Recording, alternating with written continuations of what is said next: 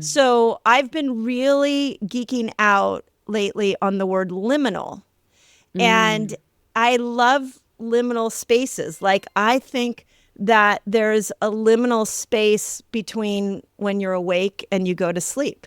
There's like when you get into bed, there's sort of like you're moving from one state to the next. I think the morning is the same thing. There's a liminal space from waking up from asleep into where you're awake.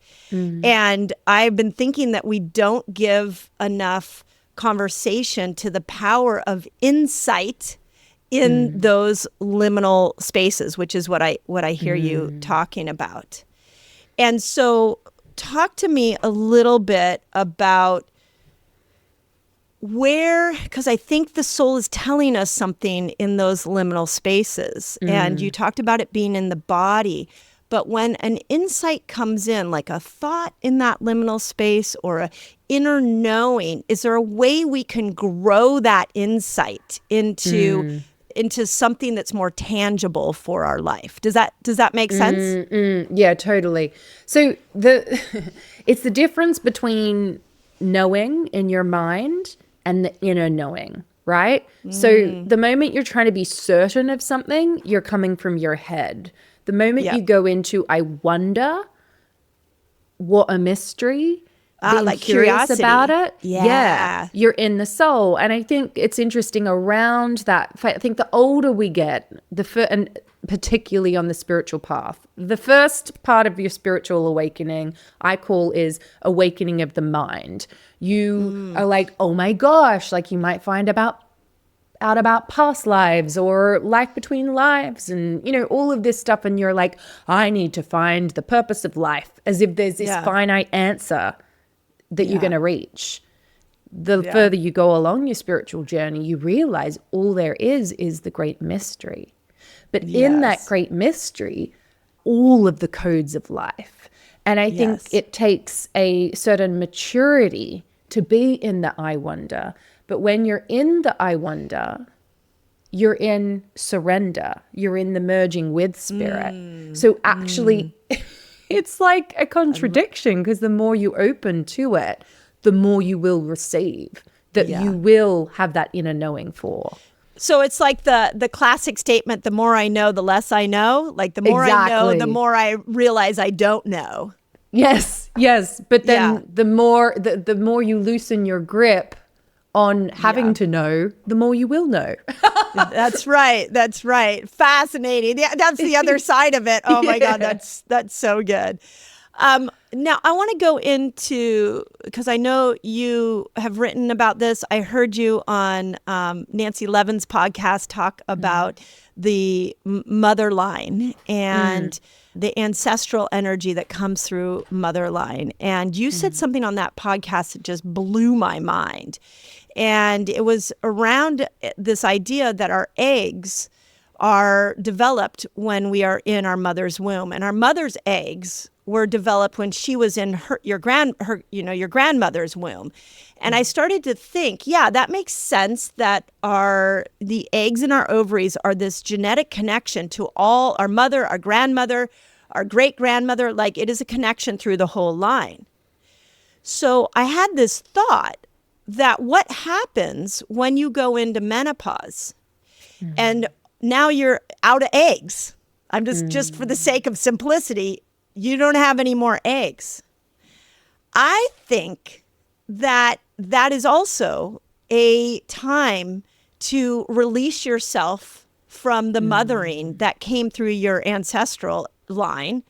And it's an opportunity to actually step in and mother yourself. That there is something energetic there that we cannot miss in this shutting down of this reproductive system that was created through the maternal line. I completely agree. And I think that when I wrote this book that I wrote it as an older mum, but I'd had a mystical experience years before around the mother line, right? So I had this imprint from that.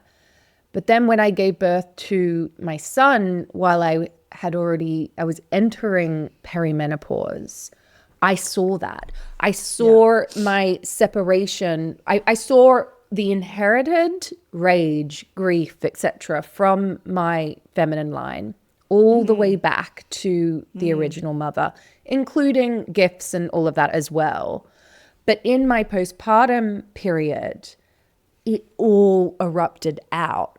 And I was always confused as to, is this postpartum or is this perimenopause? Oh, yeah. And I think it was both. I think it was both.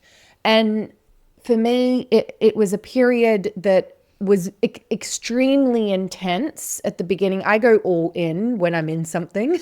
Yeah, me And too. it was very, Me too. very, very, very intense.